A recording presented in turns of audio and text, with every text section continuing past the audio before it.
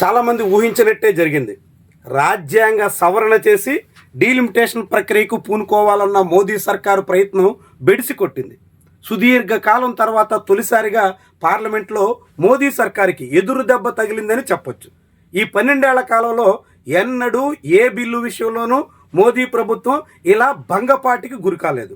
ఈ నేపథ్యంలో ఇప్పుడు తాజాగా పార్లమెంట్లో డీలిమిటేషన్, మహిళా రిజర్వేషన్ బిల్లు అన్నింటికీ కలిపి ప్రతిపాదించినటువంటి దాని మీద మొత్తంగా 489 మంది సభ్యులు తమ ఓటు హక్కుని వినియోగించుకున్నారు. 489 మంది సభ్యులకు గాను 2/3 మెజార్టీ 131వ రాజ్యాంగ సవరణ కోసం అంటూ కేంద్ర ప్రభుత్వం ప్రవేశపెట్టిన బిల్లు కోసం మొత్తంగా 326 మంది సభ్యుల మద్దతు అవసరం.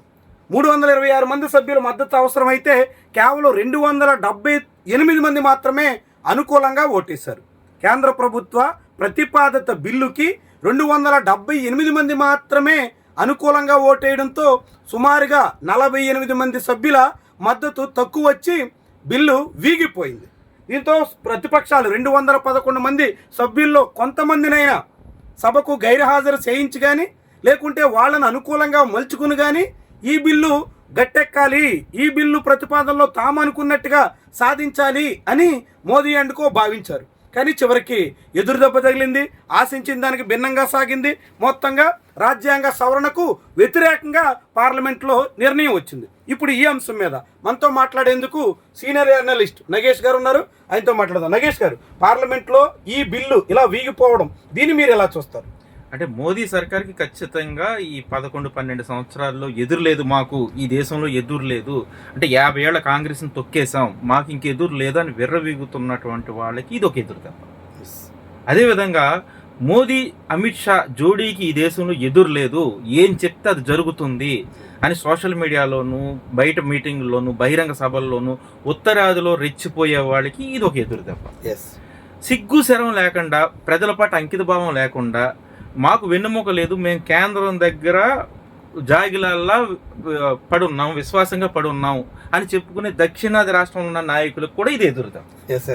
ముఖ్యంగా ఆంధ్రప్రదేశ్లో ఉన్న వాడికి, తమిళనాడు, కేరళ నేరుగానే వ్యతిరేకిస్తున్నాయి.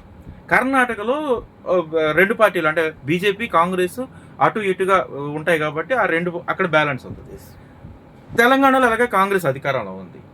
కానీ ఆంధ్రప్రదేశ్లో సిగ్గు లేకుండా అధికార పక్షంలో ఉన్నటువంటి చంద్రబాబు నాయుడు గారు, పవన్ కళ్యాణ్ గారు, ప్రతిపక్షంలో ఉన్నటువంటి జగన్మోహన్ రెడ్డి, వీళ్ళ ముగ్గురు వెళ్ళి బిల్లుకు మద్దతు ఇచ్చారు. కనీసం ఇది అంటే ఇది మహిళా బిల్లుగా చూడకూడదు. మహిళా బిల్లు అనేది బ్యాక్ హ్యాండ్లో ఉంటుంది, దీన్ని ఎప్పుడైనా చేయొచ్చు. 2023లోనే మహిళా రిజర్వేషన్ చట్టం ఆమోదం పొందింది. 29 నుంచి అధికారంలోకి అమల్లోకి వస్తుందని కూడా ప్రకటించేసారు. అయిపోయింది. ఆ బిల్లు చర్చ కాదు. మహిళా బిల్లును ముందు పెట్టి వెనకాల జరుగుతున్నటువంటి డ్రామాకి, వెనకాల జరుగుతున్నటువంటి దక్షిణ ప్రాంతానికి చేయాల్సినటువంటి అన్యాయానికి ఇది బ్రేక్ వేసింది. This is the beauty of the democracy. Ambedkar రాసినటువంటి రాజ్యాంగంలో, ఈ రాజ్యాంగంలో సాధారణ మెజారిటీ వేరు, 2/3 మెజారిటీ వేరు. రాజ్యాంగ సవరణ చేయాలంటే ఇలాంటి కీలక అంశాల మీద నిర్ణయం తీసుకోవాలంటే 2/3 మెజారిటీ కావాలి. ఈ 2/3 మెజారిటీలో బీజేపీ ఓడిపోయింది. ఇప్పుడు మొట్టమొదటిసారిగా పార్లమెంటులో మోదీ ఓడిపోయినట్లు లెక్క.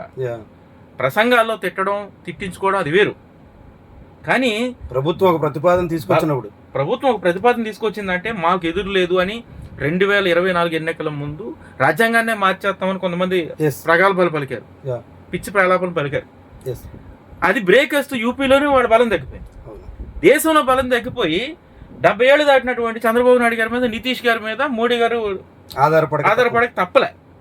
ఇప్పుడు నితీష్ని పదవీచ్యుతుడిని చేశారా, జరిగిందా, చేయించారా అనేది పక్కకు పెడితే నెక్స్ట్ లిస్ట్లో చంద్రబాబు నాయుడు గారు ఉన్నారని చెప్తున్నారు. మరి అందుకే వీళ్ళు ఎలాంటి సిగ్గు ఎగ్గు లేకుండా మద్దతు ఇచ్చారు. కోర్స్ అది పొత్తు అంటారు, ఇంకోటి అంటారు, అది వేరే. కానీ ఈ డీలిమిటేషన్ అనేది ముఖ్యంగా దక్షిణ భారతదేశానికి తీవ్రమైన అన్యాయం చేసేటటువంటి బిల్లు. దక్షిణ భారతదేశం ఇప్పటికే రూపాయి ఇచ్చి పావలా ₹10 అడుక్కుంటుంది కేంద్రాన్ని. కొన్నాళ్ళు పోతే ఈశాన్య రాష్ట్రాల కన్నా దారుణంగా తయారైపోద్ది ఈ దక్షిణాదిలో ఉన్నటువంటి 5 రాష్ట్రాల పరిస్థితి. ఎంత బలమైన నాయకులు ఉన్నా, ఎంత ఎడ్యుకేట్స్ ఉన్నా, ఎంత శక్తి ఉన్నటువంటి, తెలివితేటలు ఉన్నటువంటి మంచి బలమైనటువంటి ప్రజలు ఉన్నప్పటికీ, అభివృద్ధి చెందుతున్న రాష్ట్రాలు అయినప్పటికీ, ఒక బలహీనుడి దగ్గర కనీసం అభివృద్ధి సాధించలేని రాష్ట్రాలను పాలించే ప్రభుత్వాల దగ్గర మనం తలదించుకుని ఉండాల్సి వస్తుంది. రాజకీయంగా వాళ్ళు బలంగా ఉన్నారు, ఆర్థికంగా మనం బలంగా ఉన్నాం. కానీ వాడు కాళ్ళ దగ్గర మనం పడాల్సి వస్తుంది.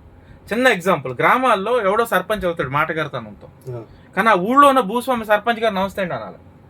సో మోదీ ముందు దక్షిణాది రాష్ట్రంలో ఉన్నటువంటి నాయకుల పరిస్థితి అలా ఉంది. సో ఇప్పుడు విర్రవీగుతున్నటువంటి బీజేపీకి, మోదీ అమిత్ షా ద్వయానికి ఇది సరైనటువంటి ఎదురుదెబ్బ. సార్ ఇప్పుడు ఒక విషయం ఏంటంటే 2021లో వాజ్పేయి కూడా ఇలాంటి డీలిమిటేషన్ చేస్తే సౌత్కి చేటు వస్తుంది, దక్షిణాది రాష్ట్రాలు నష్టపోతాయి అని భావించి అప్పట్లో ఆయన 84వ రాజ్యాంగ సవరణ ద్వారా కేవలం ఉన్న సీట్లకు మాత్రమే డీలిమిటేషన్ చేశారు. అప్పట్లో 76లో ఇందిరాగాంధీ, 2001లో వాజ్పేయి, వాళ్ళిద్దరూ వద్దు అనుకున్న దాన్ని సాధించేయాలి అని మోదీ ఆతృతపడి తన ప్రయోజనాల కోసమో తన రాజకీయ పార్టీ కోసమో ఇలాంటి నిర్ణయం తీసుకోవడం వెనక అసలు కారణాలు ఏంటంటారు? ఇప్పుడు అది ఎలా ఎదురుదెబ్బగా మారుతుందంటారు? అంటే ఇందులో 3-4 అంశాలు ఉన్నాయండి. అంటే ఇందిరాగాంధీ డెసిషన్ తీసుకోలేదంటే దీంట్లో తప్పు ఉందనేది ఆవిడ తీసుకోలేదు, అది పక్కకు పెడదాం. కాంగ్రెస్ పూర్తిగా వ్యతిరేకించే బీజేపీ అధినాయకుడు అయినటువంటి వాజ్పేయి గారు కూడా ఇందులో తప్పు ఉందని చెప్పారు. లేదంటే అప్పుడు ఆయన చేయొచ్చు కదా. అవును, ఆయన చేయకుండా ఎందుకు ఈ దక్షిణాదికి అన్యాయం జరుగుద్ది, ఈ బిల్లులో ఏదో లోపాలు ఉన్నాయని ఎందుకు వాయిదేశాడు? ఆయన ప్రజాభిష్టం కలిగిన వాడు కాబట్టి, ఆయనకి ప్రజలంటే మక్కువ కాబట్టి, భారతదేశం అభివృద్ధి చెందాలి కాబట్టి వాజ్పేయి గారు అలాంటి నిర్ణయం తీసుకున్నారు. మరి వాజ్పేయి గారు తీసుకున్న నిర్ణయానికి పూర్తి వ్యతిరేకమైన నిర్ణయం వీళ్ళు తీసుకుంటున్నారంటే ఆయన అభిప్రాయాలను వీళ్ళు వ్యతిరేకించినారు. వాజ్పేయి గారిని మోదీ గారిని పోల్చలేమండి, నక్కకి నాగలోకానికి ఉన్నంత తేడా ఉంది. నియమాలకు, ప్రజలకు, విలువలకు ఆయన పెట్టని కోట వాజ్పేయి గారు. ఈయన మేకప్ కోట, ఈయన మేకప్ చేసుకుంటే నేను ప్రజల అంకిత భావంతో ఉన్నాను. సో ఇక్కడ జరుగుతున్న అన్యాయం ఏంటంటే వీళ్ళ ప్లాన్ ఏంటంటే యాక్చువల్గా బీజేపీకి ఒక అవకాశం వచ్చింది, అంటే మోడీ అండ్ అమిత్ షాకి ఒక అవకాశం వచ్చింది. 2024లో జరిగినటువంటి నష్టం బీజేపీ చాలా డ్యామేజ్ అయ్యింది. ఎన్నికల ఫలితాలు సింపుల్ మెజార్టీకి చాలా దూరంగా మిగిలిపోయింది. 240 దగ్గర ఆగిపోయింది. 240 దగ్గర ఆగిపోయిందంటే వాళ్ళకి ఇంకా 30-40 సీట్లు కావాలి. ఈ సీట్లకి అంటే వెనకబడిపోయారు, 303 నుంచి తగ్గిపోయారు కదా. అంటే మోడీ క్రేజ్ తగ్గినట్టే కదా. దీన్ని ఇప్పుడు వచ్చిన అవకాశం 2026లో డీలిమిటేషన్ ఛాన్స్ ఉంది కాబట్టి ఈ ఛాన్స్ని వాడుకుని వాళ్ళకు అనుకూలంగా మార్చుకుని ఒక ప్లాన్ చేశారు. ఆ ప్లాన్ ఏంటంటే ఇప్పుడు 800 పైనే ఎంపీ సీట్లు పెంచాలని, అవి కూడా ఎక్కడ పెంచాలని, ఉత్తరాదిలో పెంచాలని. ఉత్తరాదిలో పెంచేటప్పుడు కూడా ఎలా పెంచుతారంటే ఇక్కడ డీలిమిటేషన్లో ఉన్నటువంటి ఒక క్లాష్ ఏంటంటే అండి, 1,50,000 మందికి ఖచ్చితంగా ఎమ్మెల్యే ఉండాలి, 3.5 లక్షల, ఒక 7 లక్షల మందికి ఎంపీ ఉండాలని లెక్కలు లేవు. ఒక నియోజకవర్గంలో 1,00,000 మందికి ఎమ్మెల్యేని చేయొచ్చు, 2-3 లక్షలు ఉన్నవాడికి కూడా ఒక ఎమ్మెల్యేని చేయొచ్చు. ఈ లెక్కలు లేవు కాబట్టి ఒక ప్రాంతంలో ఒక 2 లక్షల మంది ఉన్నటువంటి ప్రాంతంలో బీజేపీ బలంగా ఉందనుకోండి, దాన్ని 2 నియోజకవర్గాలు చేసి 2 ఎంపీ స్థానాలు పెట్టుకుంటారు, అంటే 2 ఎమ్మెల్యే స్థానాలు, అంటే ఇద్దరు సభ్యులు వస్తారు. అదే వాళ్ళ బలహీనంగా ఉన్న నియోజకవర్గం ఉంది, దాన్ని డివైడ్ చేయరు. ఇలాంటి స్పెషాలిటీ అందులో ఉంది, ఈ లూప్ హోల్ ఉంది కాబట్టి దీన్ని వాడుకుని వాళ్ళకి బలమైనటువంటి ప్రాంతాల్లో ఎక్కువ సీట్లు పెంచుకుని, అంటే ముఖ్యంగా నార్త్ అనుకోండి, నార్త్ అంటే గుజరాత్, బీహారు, ఉత్తరప్రదేశ్, ఈ రాష్ట్రాల్లో, అంటే మధ్యప్రదేశ్ని మళ్ళీ మహారాష్ట్రని నమ్మరారు. గుజరాత్, ఉత్తరప్రదేశ్, బీహార్ అలా కొంచెం ఆ రాష్ట్రాలను నమ్ముతారు, అక్కడ ఎక్కువ సీట్లు పెంచుకుంటారు. ఇప్పుడు ఈ డీలిమిటేషన్లో ఉత్తరప్రదేశ్లో 80 సీట్లు ఉన్నాయి, అవి 160 అయిపోతాయి. 50% అవన్నీ సామాన్య ప్రజలకు అర్థం కావు అనుకోండి, అది తర్వాత. కానీ ఇప్పటికే మనం ఉత్తరాది కన్నా చాలా తక్కువ సీట్లతో వెనుకబడి ఉన్నాం. అంటే మన మాట అక్కడ చెల్లడం లేదు. ఢిల్లీలో చాలా కాలంగా ఢిల్లీలో మనం సెకండ్ గ్రేడ్ పీపుల్గా ఉంటాము. అంటే ఇండియా, అదే అమెరికా, సౌత్ ఆఫ్రికా లాంటి దేశాల్లో బ్లాక్స్కి వైట్కి ఉన్న తేడా సౌత్కి నార్త్స్కి ఢిల్లీలో ఉంటుంది. ఖచ్చితంగా అనిపిస్తుంది. మనం ఢిల్లీలో వెళ్తే మనల్ని గుల్టీస్ అని, లేదంటే మద్రాసీస్ అని ఇలా అంటారు. సో అంటే దక్షిణాది వాళ్ళని చాలా చీప్గా చూస్తారు. సో ఇప్పుడు ఇది ఇంకా ఎక్కువైపోయి అసలు మనల్ని కనీసం రాజకీయంగా కాలిక్యులేషన్లో కూడా తీసుకోరు. సో ఇలాంటి దానికి రాజ్యాంగం అడ్డుకట్టేసింది. రాజ్యాంగం పెట్టని కోటని భారతదేశ ప్రజాస్వామ్యానికి. ఇక్కడ ఒక ముఖ్యమైన విషయం అండి, మహిళా రిజర్వేషన్ల అమలు కోసమే ఇదంతా అనేటువంటి దాన్ని ముందుకు తీసుకొచ్చారు. కానీ నిజానికి 2023లోనే మహిళా రిజర్వేషన్లు చట్టం ఏకగ్రీవంగా ఆమోదం పొందింది. ఇప్పుడు నిన్నే కేంద్ర ప్రభుత్వం వ్యూహాత్మకంగా మహిళా రిజర్వేషన్లు అమల్లోకి వచ్చాయి అని ప్రకటించింది, నోటిఫికేషన్ ఇచ్చింది. ఇప్పుడు దీనివల్ల 2029లోనే మహిళా రిజర్వేషన్లు అమలయ్యే అవకాశం ఉందంటారా? ఈ ప్రభుత్వం చేస్తుందంటారా? చేసే చిత్తశుద్ధి ఈ సర్కార్లో కనిపిస్తుందంటారా? మీరేమంటారు? దొంగతనం వచ్చి మంచం కింద తాకున్న దొంగను తేలు కొడితే ఆడు అరుస్తాడు, అరవడా? ఇది క్వశ్చన్ మీద.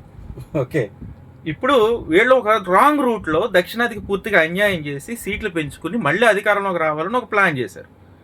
దీనికి అడ్డుగా ఏం పెట్టారు? మహిళా బిల్లు, మహిళలకు రిజర్వేషన్, మహిళల పట్ల అంకిత భావం, మహిళలే మా పరమావధి, మహిళలకి మేము పెద్దపేట వేస్తున్నాం అని చెప్పి ఒక కత్తిపేట పట్టుకుని కూర్చున్నారు దక్షిణాదికి.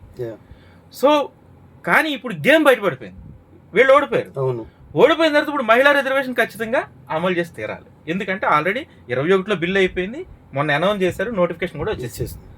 ఇప్పుడు 543 సీట్లని 33% రిజర్వేషన్ పెట్టి మహిళల పట్ల తమకు అంకిత భావం ఉందని మోడీ, అమిత్ షా నిరూపించుకోవాల్సిన పరిస్థితి ఉంది. అదే దంగోడిని తేలుకుడితే ఏమవుతుందంటే ఒక రాంగ్ రూట్లో వెళ్దారు అనుకున్నారు, కానీ ఇది ఇప్పుడు బెడ్స్ కొట్టింది రాంగ్ రూట్.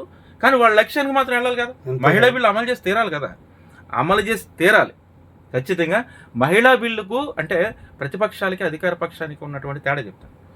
ప్రతిపక్షం మహిళా రిజర్వేషన్ బిల్లుకు ఆమోదం తెలిపింది. 2023లోనే ఏకగ్రీవంగా తీర్మానం చెప్పారు. కానీ దీనికి వ్యతిరేకత, డీలిమిటేషన్ వ్యతిరేకత. కానీ దీన్ని ఎలా ప్రమోట్ చేయాలనుకుంటున్నారు? ప్రతిపక్షాలు మహిళా బిల్లుకు వ్యతిరేకంగా ఓటేసాయని రేపు ప్రకటన చేయడానికి రెడీగా ఉంటారు. కానీ ఇది మహిళా బిల్లుకు వ్యతిరేకం కాదు. ఇప్పుడు మహిళా బిల్లుకి 489 మంది కూడా ఏకగ్రీవంగా ఆమోదం తెలిపారు. డీలిమిటేషన్ కి మాత్రమే ఇది 211 మంది వ్యతిరేకం. డీలిమిటేషన్ కి 211 మంది వ్యతిరేకం.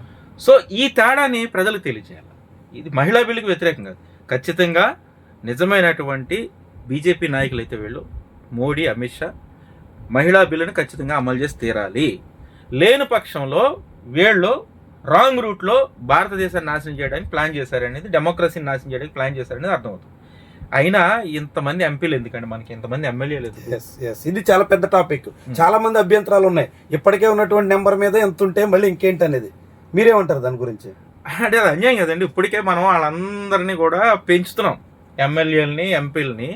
మనం ఓటేసి మన నెత్తిమీదకి ఎక్కించుకుని వాళ్ళు వస్తే దండాలు పెట్టి, దండలేసి, ఫ్లెక్సీలు పెట్టి గ్రామాల్లో నాయకులు సంకనాగిపోతున్నారండి. వీళ్ళకి పెట్టుబడి పెట్టలేక ఎమ్మెల్యేలు కాళ్ళకని ఏదో ఒక చిన్న పని కోసం లక్షలు ఖర్చు పెట్టుకుని అప్పుల పాలు అయిపోయి, వడ్డీల పాలు అయిపోతుంటారు. వీళ్ళందరూ పని ఏమి లేదు. నిజానికి గ్రామ సర్పంచ్ ఉంటే ఆ దేశం ముందు, ఆ గ్రామం నడిచిపోతుంది. అన్ని గ్రామాలు నడిచిపోతాయి.